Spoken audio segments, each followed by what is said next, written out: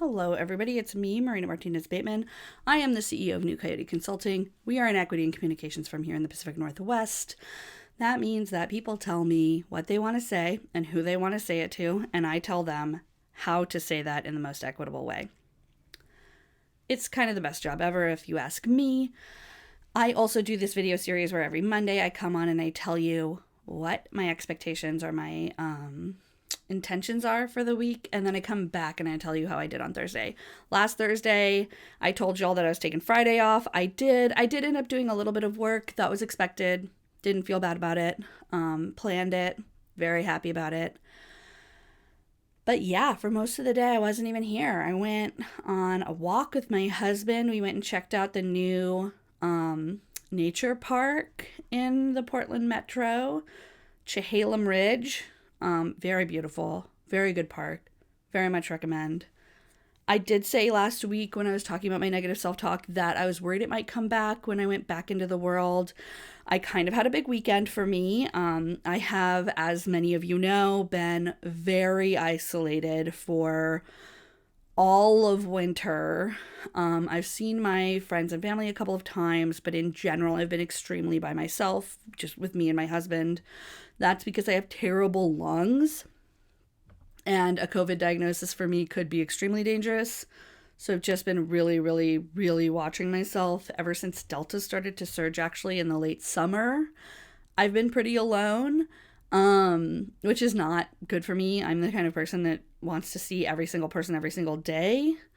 So being able to go back out and have some good weather where I can be outside, because cold air and bad lungs don't mix, has been really, really, really, really healing.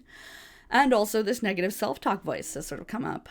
When I was out this weekend, it did sort of come up a little bit. I went downtown for Portland Winter Light Festival. It was way more crowded than I thought. I definitely had some very negative self-talk about, like, how could you have gone to such a crowded event? How could you have brought your friends to such a crowded event? And I told my husband, this is what my brain is telling me. And we talked about it.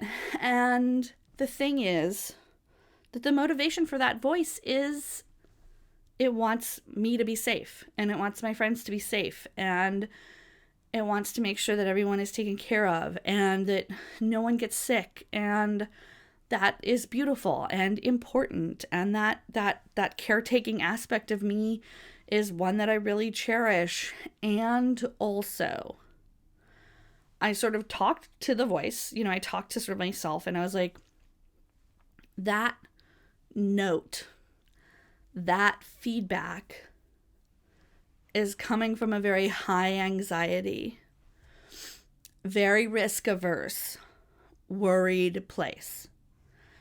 And that place has value, and I need to know what my risks are. I need to know when I'm doing something risky.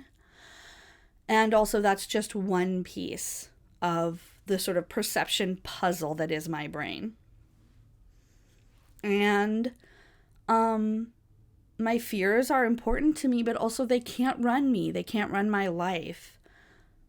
I have a higher risk health-wise than other people, and so I have a lower risk tolerance than other people. But that also doesn't mean that I have no risk tolerance. I do not need to live in a bubble at this point. And so I'm going to be doing things that feed my soul and make me happy. And being able to go downtown and see everyone in Portland just hanging out, when I'm stuck here at home, I hear news reports, and I think I talked to you guys about it last week where we saw somebody break into that car, and it was making me feel bad about my city. But going to Portland Winter Nights and just, like, seeing all these families and all of these people out, like, having a really good time, and there was performance and there was music and art, and it was beautiful, and I just felt really reconnected to my city and happy to be here, grateful to live in the Pacific Northwest, grateful to live in an area that supports art in the way that the cities of the Northwest do. I also went to our newest nature park, the Chehalem Ridge Park in Hillsborough over the weekend. That was beautiful. And then, had a fire, had an outdoor dinner next to a fire with our other friends another night. And it just felt like I am such a people person that I need people in my life or things don't go well for me. They get really dark really fast. And I think that was a big part of the negative self-talk voice, was just really worried that that my actions were going to hurt or harm people. And I was able to just look at it objectively and say, is going downtown more risky than staying home? Yes. Is it worth the risk to reconnect with humanity and the city that I live in? Yes, to me it was. We wore our masks the entire time. We were outdoors the entire time. The way the event was organized, there were more crowded places, but there was also really clearly defined areas where people who didn't want to be in a crowd could still participate, and that was where we were, and it was very nice. That said, the thing I noticed last week about how much I need to sleep is very much forefront of my mind this week. My priorities, my intentions for this week is to focus on eating and sleeping. I have work to do, I do, but it's clearly delineated. I know what my job is this week. I know what my tasks are this week. I have a strategy and it's just enacting it. And for that, I need fuel. So my big deal challenge this week is to stick to the nighttime routine that I set up with my business coach last week. Make sure that I'm getting enough sleep for my body so that it can operate, my body and brain can operate efficiently and well. And then make sure I'm getting enough food so that we can keep fueled throughout the day. Those are my two big priorities. That's it. This body needs sleep and it needs care. And I do feel some kind of way about the amount of sleep I'm needing. Like, I'm not needing like an incredible amount, but I used to be a person who slept like 3 or 4 hours a night. And getting older and taking care of myself better, and also just all the stress from pandemic, it's now clear that I need a minimum of 7 hours to 8 hours of sleep every night. And I can get that. There's really not a lot of barriers to me getting that, except for my own brain being like, it's okay to just go lay down. You don't have to be awake and doing something every friggin' hour. So that's my big challenge this week. I also want to I have a therapy appointment later this week, and I'm going to talk to my therapist about maybe accepting how much sleep I need, accepting being a slower person than I used to be.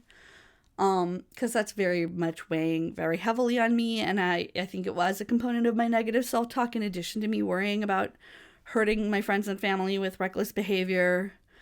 I've also really realizing that I have some outsized expectations, right? Like, I have this really outsized expectation that I'm going to be safe all the time, like the safest possible, and that cancels out. When I'm very super safe, that affects my mental health negatively.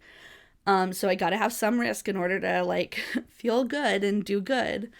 But then when I'm also like, I'm looking at a normal amount of sleep as like too much sleep, that's an unrealistic goal. It's an unrealistic vision for myself. It's based on an unrealistic expectation and a version of me that was a fairly unrealistic person. So that's my big deal for this week. Put your intentions down below. Don't forget to have lunch, everyone. I will see you on Thursday.